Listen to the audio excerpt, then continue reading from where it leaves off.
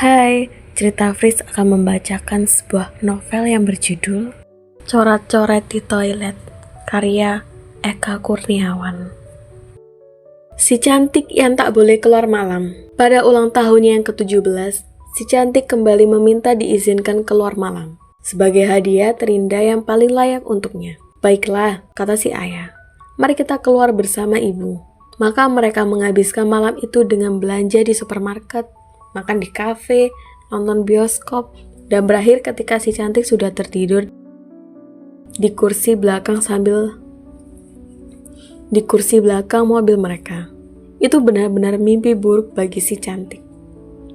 Ulang tahunnya yang ke-17 berlalu begitu saja, tanpa satu harapan untuk bisa menghadiri pesta teman-temannya, atau berkemah di pinggir pantai, atau nonton konser, atau apapun yang menghabiskan malam di luar rumah bersama para sahabatnya. Hingga malam-malam selanjutnya ia lewatkan dengan rutinitas yang mulai menyebalkan. Ia memutar beberapa seri Tom and Jerry, sampai ia beranggapan telah menontonnya lebih sering daripada siapapun. Bahkan lebih sering dari Hanna-Barbera sendiri. Atau membaca novel-novel sampai ia menjadi tukang dongeng termasyhur di kelasnya. Dan kadang ia lewatkan malam hanya dengan mendengarkan siaran radio. Sampai kenal siapa orang yang paling rajin menelpon, meminta lagu, dan kirim salam. Ketika kebosanan mulai menyumbat semua seleranya, ia akhirnya memberanikan diri bicara kepada ayahnya kembali. Dengar ayah, katanya, aku sudah besar sekarang. Kenapa tidak boleh juga keluar malam? Aku, kadang-kadang ingin mengobrol dengan teman-temanku. Kau bisa ngobrol di sekolah kan? Ibu guru melarang kami ngobrol di kelas ayah, kata si cantik. Atau sore, kau kan bisa bertemu teman-temanmu. Di kota yang mengibakan ini, tanya si cantik sambil duduk dengan anggun di depan ayahnya. Pikirkan hal ini ayah. Nita pergi les piano, Yuri pergi les tari, juga Andinda juga Arina. Dan aku sendiri les bahasa dari Senin sampai Sabtu. Kau bebas di hari Minggu. Kadang-kadang aku ingin ngobrol di malam Rabu atau malam Jumat, kata si cantik dengan cemberut. 1 minggu kemudian, ia menemukan sebuah pesawat telepon di samping tempat tidurnya. Dan ayahnya berdiri di pintu dan berkata, kau punya nomor telepon sendiri dan kau boleh ngobrol sepuasnya tanpa harus keluar malam. Dengan penuh dendam, ia berkenalan dengan seorang negro dari Prancis. Ia sering menelponnya bahkan nyaris tiap malam. Namun bulan berikutnya, sang ayah sudah menutup teleponnya lagi. Karena gaji bulanannya lalu habis untuk membayar tagihan rekening telepon. Si cantik tersenyum puas, tapi si ayah tetap tidak bermurah hati mengizinkan si cantik untuk keluar malam. Beberapa hari sebelum itu, ia kemudian mengundang teman-temannya dan membuat keributan sampai pagi. Tapi itu tak berarti sama sekali untuk menggoyang pendirian si ayah. Si cantik tampak mulai putus asa. Suatu malam, pasangan itu masuk ke kamar mereka, ayah dan ibunya. Mereka tampak serasi sepenuhnya, seperti Beauty and the Beast. Si ibu yang anggun kurus tinggi, seperti setangkai lilin, dan si ayah yang berewokan dan kumis menyeramkan. Mereka duduk di tepian tempat tidur, dan si ibu dengan lemah lembut berbicara. Ayolah sayang, katanya. Anak itu sudah cukup besar untuk menjaga dirinya. Memang benar, kata si ayah. Tapi apa kau ingin anakmu dirampok dan mayatnya ditemukan pagi-pagi sudah membeku di pinggir selokan, atau hancur diperkosa teman kencannya hingga gila dan hilang ingatan dan tak tahu jalan pulang? Atau mungkin pertama kali ia mengenal rokok dari teman-temannya, lalu mencoba mabuk, lalu mencoba drug, dan lalu kau harus meluangkan waktu untuk menengok dia di pusat rehabilitasi. Atau kalau tidak, kau harus menemuinya di tahanan khusus perempuan. Si ibu menghela nafas dan menyerah.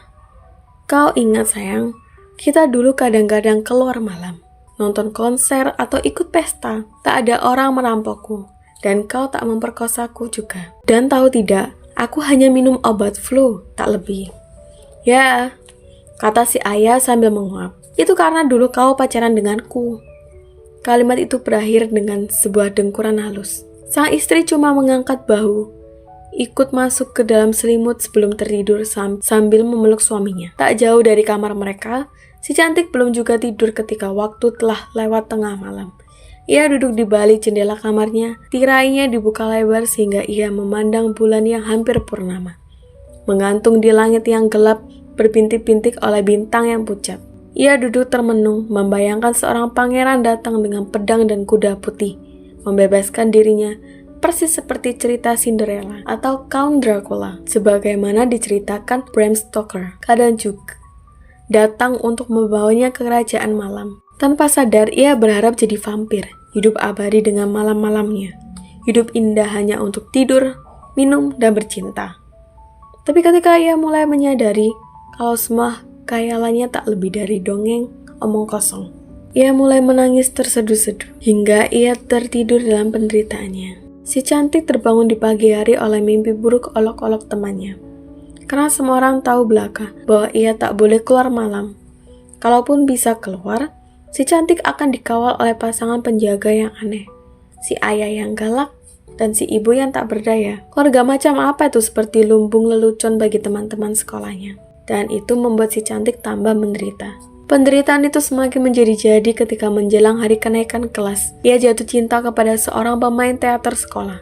Sebagaimana tahun-tahun sebelumnya, acara kenaikan kelas selalu dihiasi berbagai macam acara kesenian murid. Dan laki-laki itu konon akan memerankan Romeo dalam salah satu drama yang termasyhur Shakespeare, yang diadaptasi total oleh kelompok teater anak-anak kelas 2, menjadi tontonan yang penuh lelucon dan banyolan, serta akhir yang tidak terlalu tragis. Setiap usai sekolah sebelum ia berangkat ke tempat les, si cantik menyempatkan diri melihat kelompok itu berlatih di belakang aula, dan menjadi tergila-gila kepada si Romeo.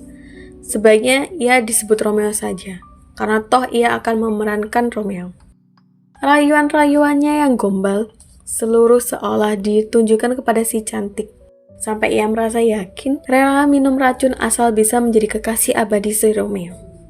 Lagi pula si Romeo ternyata mengambil les Inggris pada hari Selasa dan Kamis serta Belanda di hari Sabtu, pada jadwal dan kelas yang sama dengan si cantik. Hanya saja sebelumnya si cantik memang tak begitu memperhatikan hal itu. Dan pada minggu kedua sejak latihan pertama Romeo and Juliet, mereka sudah begitu akrabnya. Dan sekonyong-konyong si Romeo mengumbar rayuannya kepada si cantik, tanpa basa-basi yang terlalu bertele-tele. Ia bilang kalau ia jatuh cinta kepada si cantik. Itu waktu mereka bertemu di bangku paling belakang kantin sekolah. Si cantik dengan gugup dan muka pucat berkata, "Beri aku waktu memikirkannya." Memikirkan apa? Tentu saja bukan soal ya atau tidak. Hal itu sudah sangat pasti si cantik jatuh cinta kepada si Romeo. Cuma ia tak dapat membayangkan kecan macam apa yang ia jalani bersama Romeo selama pingitan di rumah yang tak juga berakhir. Berhari-hari semenjak itu, si Romeo terus menanyakan apakah cinta yang dibalas atau tidak. Setiap kali itu terjadi, si cantik dengan penuh keterpaksaan harus mengatakan, "Tunggulah, tunggulah." Suatu penantian yang entah berapa lama si cantik sendiri tak dapat memikirkannya. Kenyataan itu menjadi beban sendiri bagi si cantik. Ia cinta pertamanya dan semua orang tahu jatuh cinta seringkali membuat orang menderita. Cinta membuat orang begitu tolol, dungu, dan bodoh. Tapi kadang cinta membuat seorang menjadi pemberani. Si cantik memutuskan untuk sedikit memberontak. Pada malam pentas seni kenaikan kelas sekolahnya, si cantik diam-diam membuat suatu rencana. Ketika kedua orang tuanya sedang melihat obrolan politik di televisi, si cantik mengunci kamarnya. Kemudian ia menyalakan radio dan memilih stasiun yang menyiarkan lagu-lagu ringan pengantar tidur. 2 menit kemudian, ia sudah melompat dari jendela, berdiri di pinggir jalan, dan menghirup udara malamnya yang penuh kebebasan. Ia hendak menemui Romeo-nya dan membalas cintanya. Pentas Romeo and Juliet yang sederhana itu ditonton hampir seluruh teman-temannya.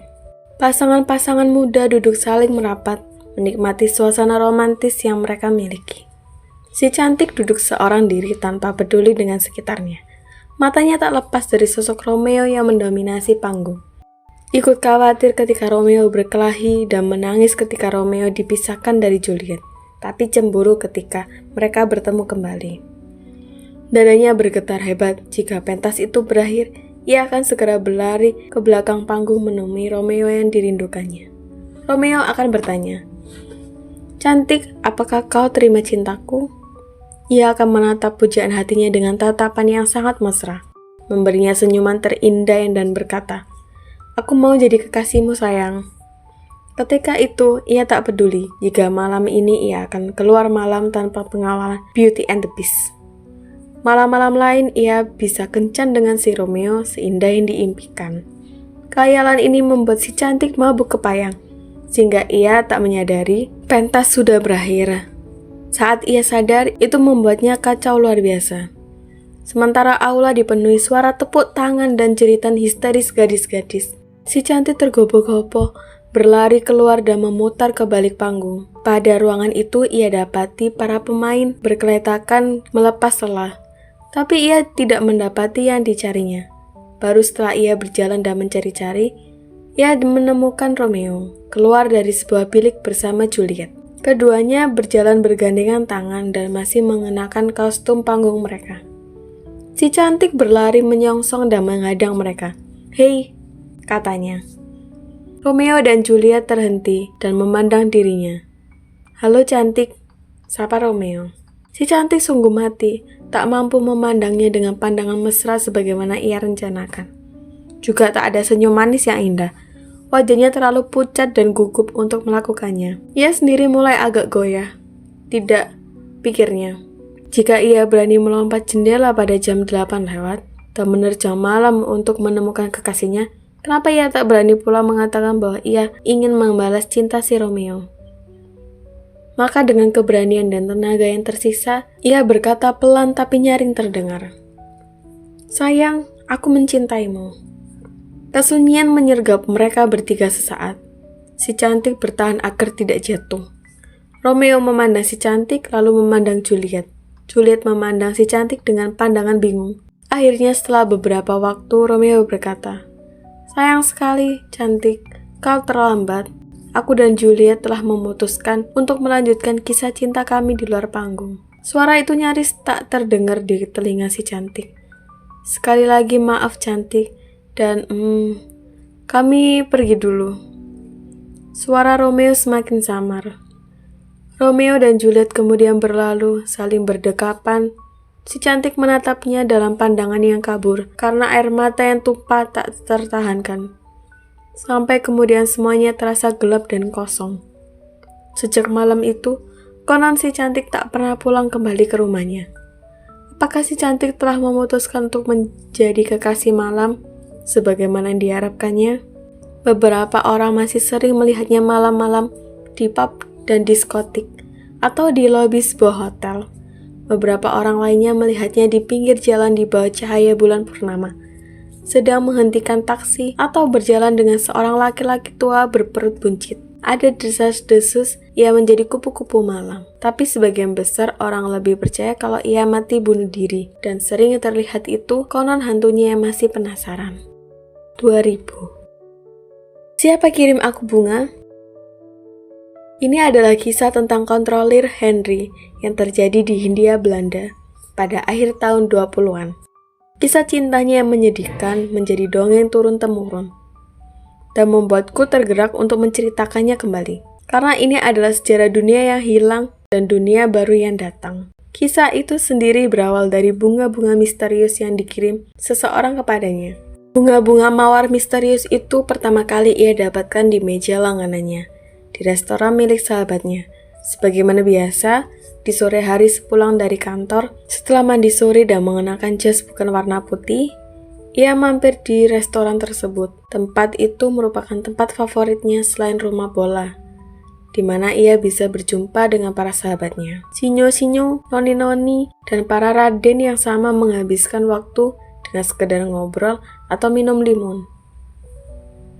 Buket yang terdiri dari beberapa tangkai bunga mawar itu tergeletak begitu saja di atas meja. Pada awalnya tak begitu menarik perhatian, karena ia lebih banyak menatap pintu menunggu para sahabatnya datang. Lalu, lagu Unfinished Symphony karya Schubert keluar dari gramofon, memberikan sedikit kebosanan kepadanya, dan mendorongnya mengambil ikatan bunga mawar merah tersebut. Ada secarik kertas terselip di antara tangkai-tangkai bunga itu, bertuliskan satu kalimat pendek yang kemudian banyak mengubah hidupnya. Untuk Henry. Laki-laki itu melemparkan kembali buket tersebut ke atas meja dengan penuh rasa terkejut. seolah ia baru saja menggenggam bara api. Ia menoleh ke sana kemari dan mendapati seorang gadis penjual bunga di muka restoran.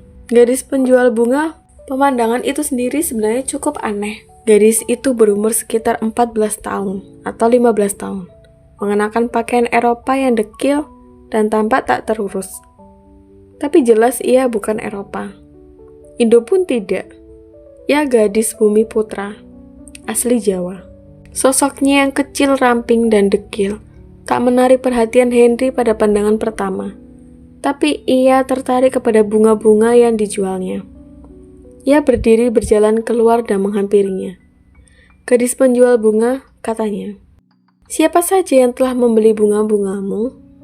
"Banyak, Menor," jawab si gadis penjual bunga, sambil menatap laki-laki itu. "Perempuan?" "Ada, Menor. Sinyo-sinyo dan noni-noni banyak yang membeli." "Noni-noni ya?" "Ya, noni-noni." Ia berbalik kembali masuk ke dalam restoran. Setelah merasa menemukan jawabannya, pasti salah satu gadis sahabat, ia berpikir. Salah satu gadis itu telah mengirimi bunga dengan secara diam-diam. Pasti salah satu gadis sahabatku. Ia terus meyakinkan diri, karena si pengirim bunga itu tahu benar di mana ia biasa duduk di restoran. Mungkin salah satu gadis itu telah jatuh cinta kepadanya, dan ia hanya berani mengirim bunga secara diam-diam. Demikianlah ketika para sahabatnya berdatangan, yang dilanjutkan dengan pesta minum limun. Ia mulai menduga gadis mana yang di antara gadis-gadis teman mengobrolnya ini bisa diduga sebagai pengirim bunga misterius. Ia tak menceritakan kepada siapapun soal bunga aneh itu, tapi ia memegang erat agar siapapun bisa melihatnya. Sebagaimana biasa, mereka mulai membicarakan banyak hal.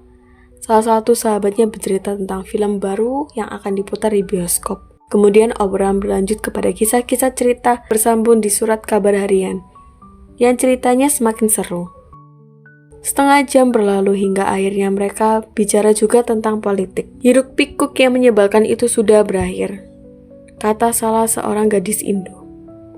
Mimik wajahnya menampilkan kekhawatiran yang diucapkannya tidak benar. Betul, pemerintah sudah bisa menegakkan kembali. Apa namanya, Henry? Rules and order. Ya, rules and order. Berapa yang Cid sudah kirim ke penjara? Henry tertawa kecil dan berjawab, bukan cuma ke penjara, tapi juga ke Bovendigul. Cid kirim orang ke Bovendigul juga? Ya, 1-2 penghasut aku laporkan dan minta kirim ke Bovendigul.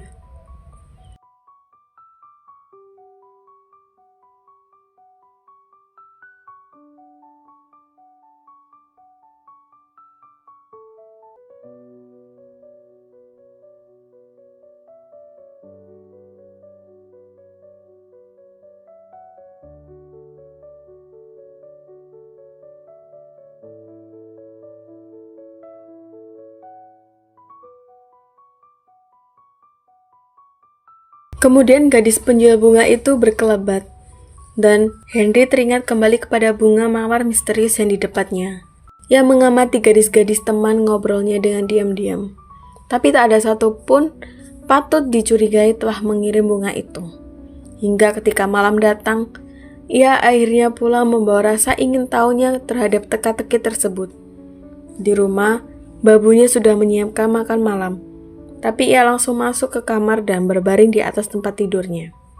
Peristiwa sore itu sungguh mengganggu isi kepalanya.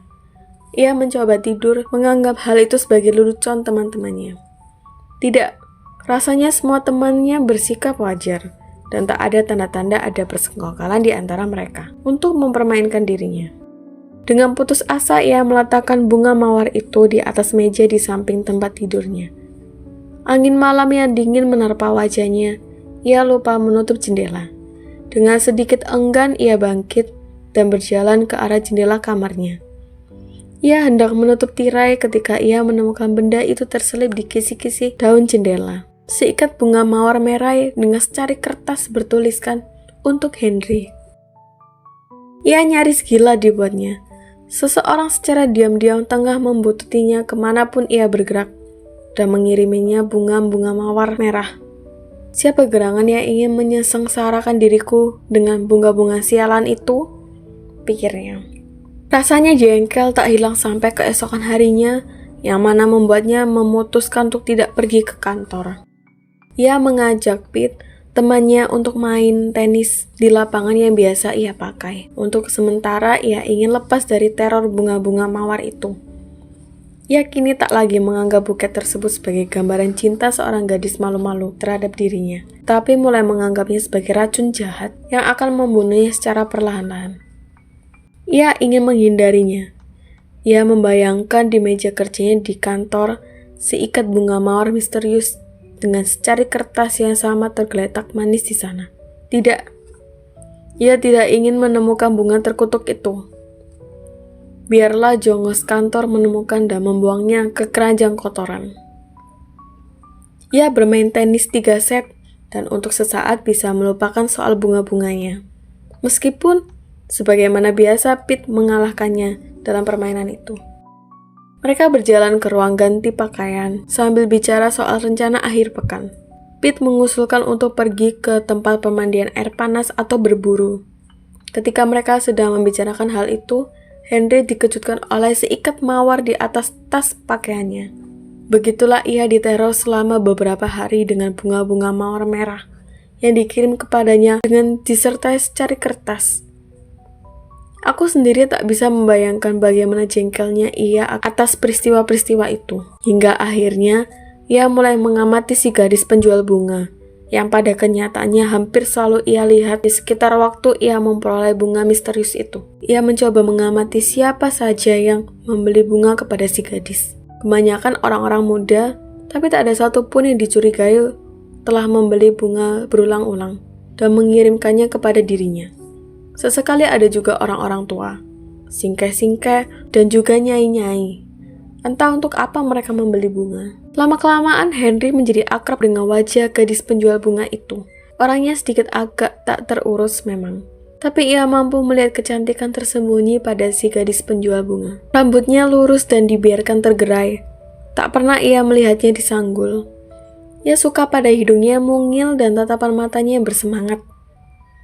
Ia kadang mengenakan pakaian Jawa berupa kain dan kebaya, tapi kadang mengenakan pakaian Eropa, baju terusan dengan renda-renda, yang semuanya dikenakan dengan kesembronoan yang menggoda.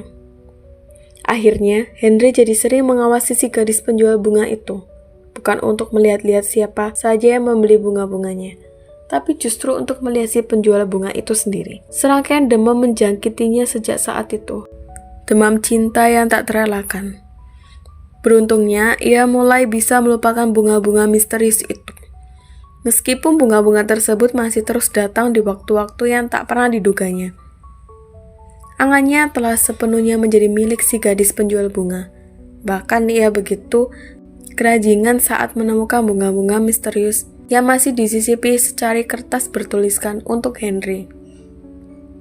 Karena saat-saat seperti itu, wajahnya penuh pesona si gadis penjual bunga segera membayang di depan matanya. Dan ketika ia merasa tak sanggup lagi menahan wabah cintanya, ia memutuskan untuk mendekati gadis itu di depan restoran di sore hari, tepat seperti pertama kali ia berjumpa. Ia membeli seikat bunga mawar yang indah darinya untuk Manor. Tak usah. Untuk Manor tak usah bayar, kata si gadis. Henry tersenyum. Jangan panggil aku Manor, aku belum tua. Ya Sinyo, panggil saja Henry. Ia kini bisa menatap wajah yang dirindukannya itu dari dekat, pada hidungnya yang mungil dan pada matanya yang bersemangat. Kenapa aku tak boleh membayar? Bunga itu lambang cinta, dan kau manusia yang kering akan cinta. Sudah selayaknya kau peroleh banyak-banyak bunga. Henry teringat kembali dengan bunga-bunga yang diterimanya, dan menjadi curiga. Jangan-jangan si penjual bunga sendiri yang mengirimnya bunga selama ini. Tapi ia segera menepis dugaan itu dan mencoba terus berbicara dengannya. Mengapa kau menjual bunga? Ia bertanya. Untuk Republik, jawab si gadis penjual tenang dan datar. Republik? Ya, Republik. Henry mencemooh sikap politik semacam itu. Pemerintah Hindia Belanda telah memberikan yang terbaik bagi rakyat negeri ini. Sekolah, Volksraad, surat kabar. Untuk apa pula memikirkan sebuah republik? Memang ia mendengar desas-desus tentang itu di kalangan bumi putra. Konon, ada seorang pelarian politik di luar negeri yang menyebarkan pamflet menuju Republik Indonesia. Dan hal itu menjadi populer luar biasa. Ia tersenyum bersedih pada para pemimpi itu. Tapi mencoba tak berkomentar demi si gadis penjual bunga. Henry menemuinya setiap hari di tempat yang sama, membeli bunganya yang tak pernah mau dibayar. Kemudian berbincang-bincang dengannya. Pada hari ke-18 sejak rayuan pertamanya, ia akhirnya berkata bahwa ia mencintai si gadis penjual bunga, dan bertanya maukah ia menjadi kekasihnya. Jangan mengatakan hal itu di sini, kata si gadis penjual bunga. Itu tidak sopan. Tapi kau juga mencintaiku kan? Kau kirimi aku bunga terus-menerus, sampai aku hampir gila. Aku yakin itu, kata Henry. Itu tidak penting apakah aku yang kirimi kau bunga atau bukan. Kau memang perlu banyak bunga karena rasa cintamu yang kering.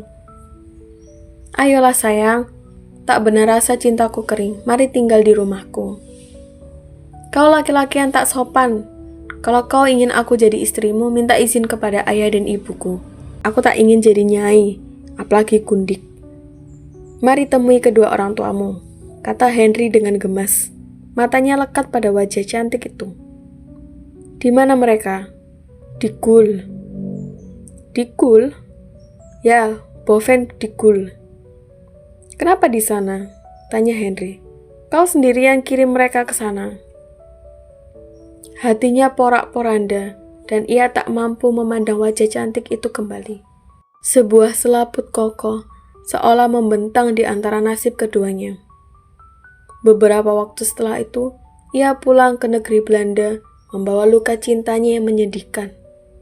Ia mengakhiri hidupnya dengan meminta sebuah toko bunga, mengiriminya seikat mawar merah di pagi dan sore hari, dan dengan keputusan dokter yang mengatakan bahwa ia menderita skizofrenia. 2000. Tertangkapnya si bandit kecil pencuri roti. Aku ingin menceritakan salah satu cerita yang paling sering dibicarakan orang di kota kami, yakni tentang si bandit kecil pencuri roti. Mengapa ia disebut demikian? Karena ia memang pencuri roti berumur 10 tahun. Mengapa kami sering membicarakannya? Bahkan sampai sekarang. Karena disadari atau tidak, ia satu dari sedikit kriminal yang kami kagumi. Ceritanya sendiri sudah lewat beberapa tahun yang lalu, ketika tokoh-tokoh belum banyak sekarang. Tampak polisi masih bersikap ramah terhadap warga kota. Ia bocah yang gesit, hampir selalu muncul di setiap sudut kota, sehingga sebagian warga mengenal dirinya. Ia juga periang, bermain dengan semua anak-anak sebaya, dan rajin pula membantu orang-orang sehingga penduduk kota sesungguhnya sangat menyayanginya. 1-2 penduduk bahkan pernah membujuknya untuk tinggal di rumah mereka, dan para guru di sekolah membujuknya untuk masuk sekolah. Tapi tidak, ia lebih suka tinggal di hutan kecil di pinggiran kota, dan menjadi bocah paling bebas, dari dinding-dinding sekolah dari pukul 7 pagi sampai 1 siang.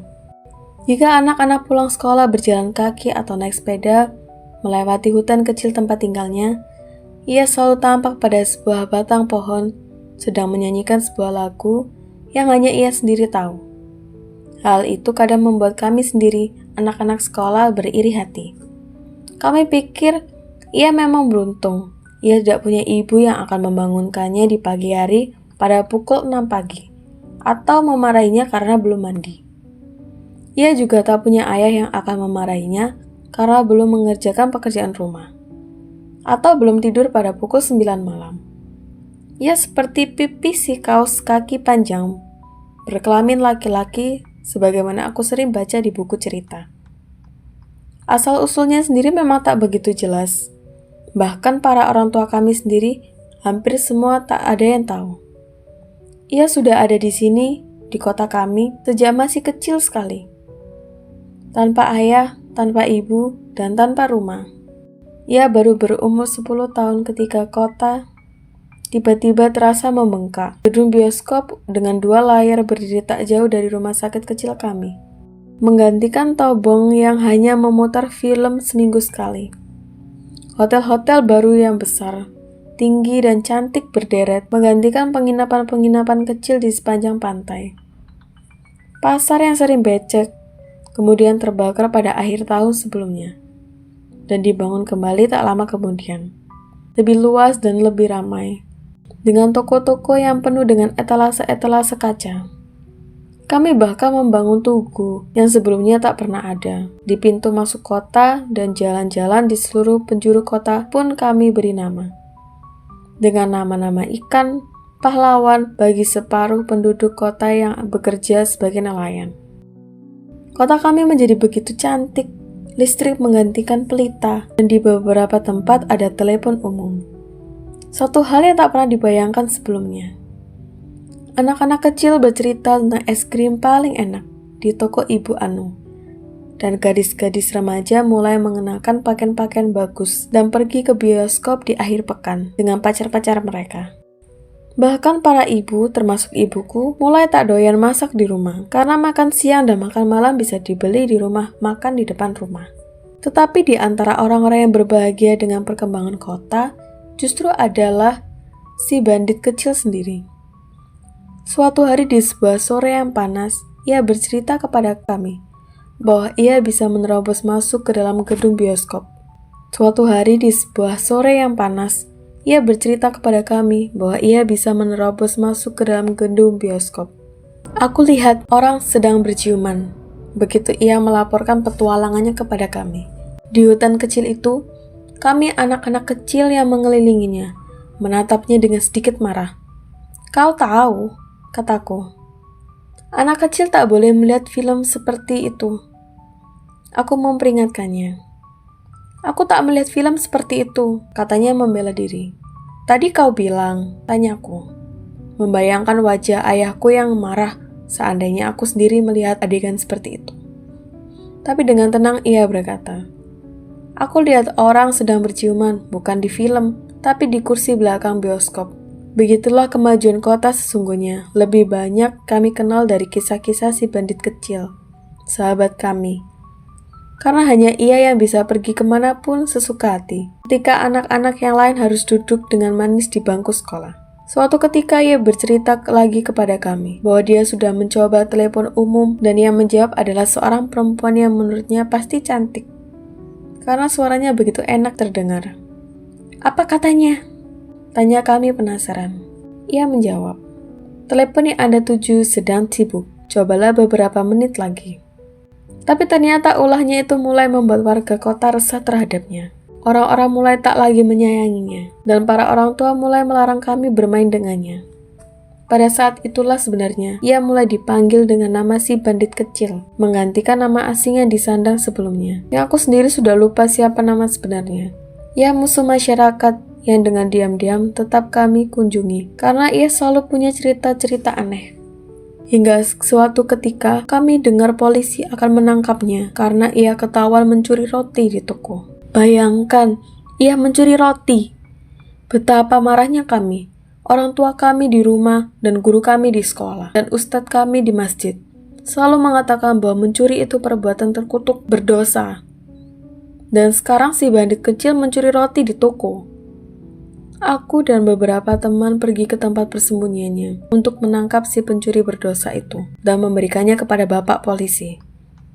Tapi ketika kami sampai di tempatnya, ia menawari kami roti-roti curian itu. Kami semua terpaku, mencoba mencicipi sedikit, dan lupalah kami kepada rencana untuk menangkapnya.